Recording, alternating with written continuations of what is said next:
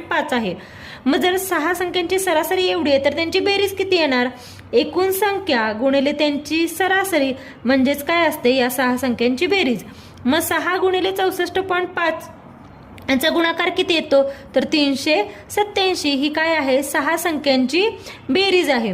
आता आपल्याला काय काढायचं आहे? 7 संख्यांची सरासरी काढायचं आहे. 7 संख्यांची सरासरी म्हणजे काय, कशी काढतो आपण? 7 संख्यांची सरासरी म्हणजे सर्व 7 संख्यांची बेरीज भागिले 7.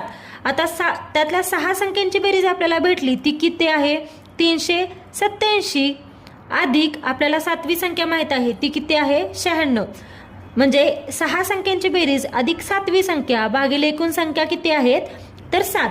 मग 387 अधिक 96 किती? 483 भागिले 7. इथे 7 ने भाग जातोय. 7 × 42 राहिले 6. मग 7 × 9 = 63.